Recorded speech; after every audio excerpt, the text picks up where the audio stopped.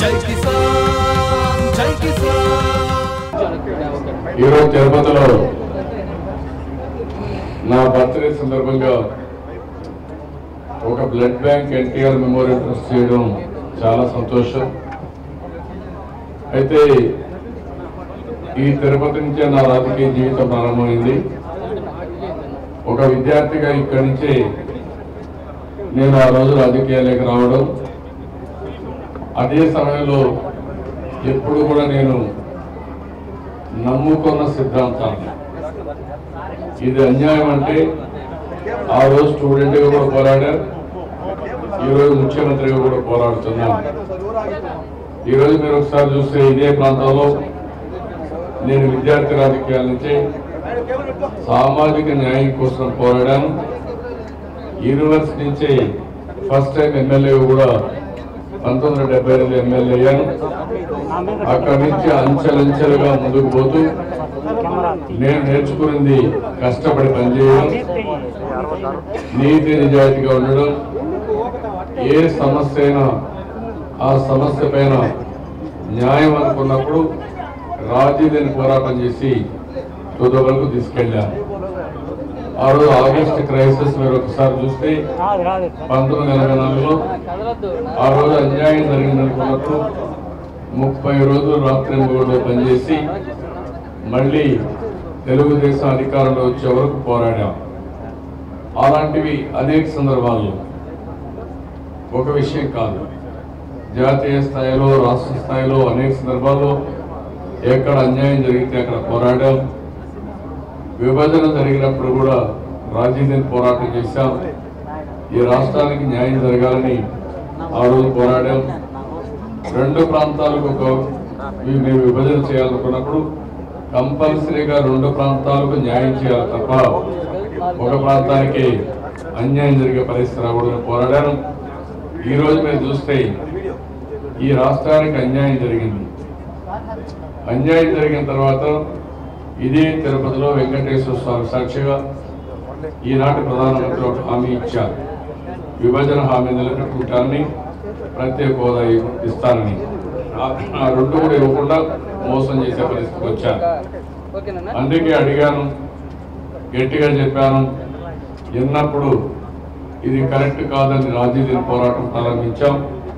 ఈ రోజుకి సంవత్సరం అయింది. నాకు ఏ ధర్మ పోరాట దీక్ష మొట్టమొదటిసారిగా సంవత్సరం కంటే ముందు ఇదే రోజు నేను ప్రారంభించాను. ఈరోజు మళ్ళీ ఇక్కడ వచ్చి రక్తదాన శిబిరానికి, రక్తదాన బ్లడ్ బ్యాంక్కి ఇనాగ్రేట్ చేసే పరిస్థితికి వచ్చాను. ఈ 12 నెలలు రాజీలేని పోరాటం చేశాం. అదే సమయంలో రాష్ట్ర హక్కులకు ఒక పక్క పోరాడుతూనే ప్రజాస్వామ్య వ్యవస్థల్ని అపహాస్యం చేసే పరిస్థితి వచ్చింది. అది సిబిఐ కానీ, ఈడీ కానీ, ఇన్కమ్ ట్యాక్స్ కానీ, ఆర్బీఐ కానీ, ఇవన్నీ కూడా నిర్వీర్యం చేసే పరిస్థితికి వచ్చాను. అందుకని నేను నా వంతు బాధ్యతగా దేశంలో ఉండే అన్ని రాజకీయ పార్టీలను కూడా కలిపి అందరం కలిసి ఈరోజు పోరాటం సాగించాం. అనేక మీటింగ్లు ఢిల్లీలో పెట్టాం. దానిపైన మీరు ఒకసారి చూస్తే ఈరోజు ఎక్కడా రాజీ పడలేదు. అయితే కొన్ని రాష్ట్రాల్లో పొలిటికల్ కంపల్షన్స్ ఉన్నప్పటికీ ప్రజాస్వామ్యం ఉంటేనే మనం ఉంటాం. ప్రజాస్వామ్యానికి సంబంధించిన ఇన్స్టిట్యూషన్స్ మనం కాపాడుకోవాల్సిన అవసరం ఉంది. ఆ ప్రజాస్వామ్య ఇన్స్టిట్యూషన్స్నే కాపాడడం కోసమే పోరాడుతున్నాం.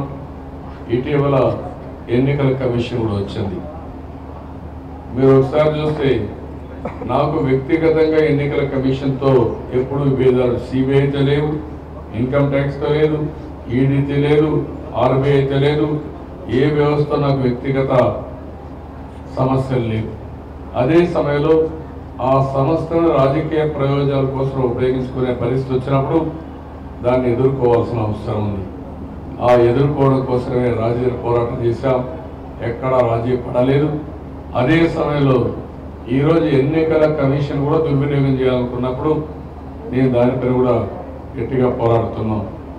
23 రాజకీయ పార్టీలు కలిసి ఎన్నికల కమిషన్ దగ్గరికి వెళ్ళి మీరు ఏవైతే వివిప్యాట్ ఉన్నాయో అవి కూడా కౌంట్ చేయాలని చెప్పాం. మేము అడిగింది చాలా సింపుల్ డిమాండ్.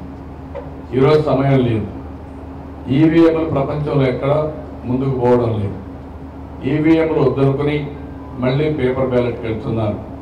ఇప్పుడు సమయం లేదు కాబట్టి ఉండే ఆప్షన్స్లో ఏవైతే వీవీప్యాట్ ఉందో అందులో వచ్చే ఓటర్ స్లిప్లన్నీ బ్యాలెట్ బాక్స్లో ఉంటాయి. అవి కూడా కౌంట్ చేయండి. మొత్తం వీలు కాకపోతే 50% కౌంట్ చేయండి. అది కౌంట్ చేస్తే మీకు ఒక అవగాహన వస్తుంది. ఈవీఎం మెషిన్లో ఏముంది, వీవీప్యాట్ ద్వారా బ్యాలెట్ బాక్స్లో పడిన పోలింగ్ స్లిప్స్ ఏవైతే ఉన్నాయో ఈ రెండు కంపేర్ చేయమని అడిగాం. దీన్ని కూడా వీలు కాదనే పరిస్థితికి వచ్చారు. దానిపైన ఈరోజు పోరాడుతున్నాం. ప్రతి ఒక్క ఓటర్ యొక్క మనోవేదనది. వారు ఒకటి అడుగుతున్నారు, ఎందుకు మీరు ఈ రెండు కౌంట్ చేస్తే మీకు నష్టం ఏంటి? కౌంట్ చేయకుండా మీరు ఒకసారి చూస్తే మనం చూశారు ఎన్నికలు జరిగాయి. ఒకేసారి అన్ని మిషన్లు చాలా మిషన్లు మొరాయించాయి. రాష్ట్రం అంతా ఒక అస్తవ్యస్తంగా తయారైంది. ఇది ఒక పక్కన రిపేర్ చేసే లోపలనే కొత్త మిషన్లు అన్ని 1 గంట వరకు వచ్చాయి. అదే సమయంలో మీరు ఒకసారి చూస్తే ఎక్కడ చూసినా లా అండ్ ఆర్డర్ సమస్య క్రియేట్ చేసే ప్రయత్నం చేశారు. లా అండ్ ఆర్డర్ క్రియేట్ చేసి ఒక భయంకరమైన వాతావరణం క్రియేట్ చేసి అసలు జెన్యున్ ఓటర్స్ రానివ్వకుండా చేయడానికి ఒక కుట్రపడే పరిస్థితికి వచ్చారు. ఇవన్నీ సమర్థవంతంగా ఎదుర్కొన్నాను. నేను ఆ రోజు ఉదయం నుంచి పోలింగ్ అంతా మానిటర్ చేశాను. ఎక్కడైనా స్లోలింగ్స్ ఇచ్చాను. లాస్ట్లో నా వీడియో కూడా రిలీజ్ చేశాను. నేను ఏదైతే ప్రజాస్వామ్యాన్ని కాపాడుకోమని పిలిపిస్తే 4 పంతలు ఇస్తే అందరూ కూడా రోడ్డు మీదకి వచ్చి అన్ని బూతుల దగ్గరకు వచ్చి ఆ రోజు 4:30 వరకు అంటే ముందు 6 గంటల కంటే ముందు నిలబడుకున్న వారందరూ దగ్గర 10 గంటలు క్యూలో ఉండి 4:30 AM నెక్స్ట్ క్యాలెండర్ మారిపోయింది కానీ 4:30 వరకు ఓట్లు వేశారు. ఒక ఆంధ్రప్రదేశ్లో ఊర్లో ఉండేవాళ్ళేవో కాదు, హైదరాబాద్ నుంచి వచ్చారు, చెన్నై నుంచి వచ్చారు, బెంగళూరు నుంచి వచ్చారు, పూణే నుంచి వచ్చారు, షిర్డీ నుంచి వచ్చారు. మొత్తం దేశంలో ఎక్కడున్నా కాదు మనం ప్రజాస్వామ్యాన్ని కాపాడుకోవాలి, తెలుగుదేశం పార్టీ రావాలి అని ఎన్ఆర్ఐస్ కూడా వచ్చారు. అందరూ వచ్చి ఓట్లు వేశారు. ఇక్కడే నేను ఎన్నికల కమిషన్ అడిగాను. ఈరోజు నా పోరాటం ఎన్నికల కమిషన్ మీద కాదు, ఎన్నికల కమిషన్ అవలంబించే విధానం మీద. ఆ రోజు మీరు ఏ విధంగా అయితే ఆఫీసర్ని ట్రాన్స్ఫర్ చేశారో అవన్నీ వేరే రాష్ట్రాలకు వర్తిస్తున్నాయా? ఈరోజు నిన్న రివ్యూ చేయకూడదన్నారు. తిరుపతికి డ్రింకింగ్ వాటర్ లేదు, 4000 గ్రామాలకు తాగునీళ్ళు లేవు. ప్రజలు ఏమనుకుంటున్నారు, తెలుగుదేశం పార్టీ ఎలక్షన్స్ అయిపోయినాయి, ఇప్పుడు కూడా ఎందుకు పనిచేయాలని ఆలోచిస్తున్నారు. ఈరోజు పంటలన్నీ పండించాం. పంటలు కొనడంలో ఆలస్యం అవుతా ఉంది. పర్చేసింగ్ సెంటర్లో పెట్టకుండా రైతులు నష్టపోయే పరిస్థితికి వచ్చారు. నిన్న మొన్న వడగండ్లు వానలు పడ్డాయి. వాళ్ళందరినీ ఆదుకోవాల్సిన అవసరం ఉంది. ఈరోజు ఎన్నికల పేరుతో తెలుగుదేశం ప్రభుత్వం రివ్యూలు చేయకూడదని ఆంక్షలు పెట్టే పరిస్థితి వస్తున్నారు. నేను అడుగుతున్నాను, ఏ విధంగా కేంద్ర ప్రభుత్వం ఎన్ని చేస్తున్నారు? కేంద్ర ప్రభుత్వం కేబినెట్ మీటింగ్ ఎట్లా పెట్టారు, వేరే రాష్ట్రాలు ఎట్లా చేస్తున్నారు, అందరికీ వర్తిస్తున్నాయా? ఈరోజు నవీన్ పట్నాయక్ హెలికాప్టర్ ఎక్కడికెక్కడో పోయి తనిఖీ చేశారు. కుమారస్వామి హెలికాప్టర్ తనిఖీ చేశారు. దేవేగౌడ మాజీ ప్రధాని ఆయన హెలికాప్టర్లో ఫ్లైట్స్ తనిఖీ చేశారు. అదే నరేంద్ర మోడీ హెలికాప్టర్లో ఫోటో తీశారనే నెపంతో ఒక ఐఏఎస్ ఆఫీసర్ మీరు సస్పెండ్ చేశారు. మీరు ఇచ్చే సంకేతం ఏంటని అడుగుతున్నాను నేను. అందుకని ఇక్కడ వచ్చే కొద్దిగా అందరు సిఎస్ మీరు ట్రాన్స్ఫర్ చేశారు. ఇంటెలిజెన్స్ బ్యూరోలు ఆ రెస్పెక్టివ్ చీఫ్ మినిస్టర్ కలవడం లేదా? ఐబీ చీఫ్ వచ్చి ప్రధానమంత్రిని కలవడం లేదా? ఈరోజు క్యాబినెట్ సెక్రటరీ ఎవరి కింద పనిచేస్తున్నాడు, ఎలక్షన్ కమిషన్ కింద పనిచేస్తున్నారు. ఇవన్నీ కూడా సమాధానం చెప్పాల్సిన అవసరం ఉంది. నేను ఇక్కడ జరిగిన విధానంపై నేను తప్పుపట్టాను. సిఇఓ కానీ ఎలక్షన్ కమిషన్ కానీ అక్కడ జరిగిన ట్రాన్స్ఫర్స్లో ఏ విధంగా చేశారో సుబ్రహ్మణ్యం గారి విషయంలో కానీ మిగిలిన విషయాలు చెప్పాను. ఏదైతే సాయంత్రం 5 గంటలకు లా అండ్ ఆర్డర్ మెయింటైన్ చేయాల్సిన సమయంలో, డీజీ గారు రివ్యూ చేయాల్సిన సమయంలో సిఎస్ అక్కడ పోయి కూర్చోవడం అనేది డీవియేట్ చేయడం, ఆ విషయం నేను తప్పుపట్టాను. దాని మీద నేను ఒకటే ఆఫీసర్స్ అందరికీ విజ్ఞప్తి చేస్తున్నాను.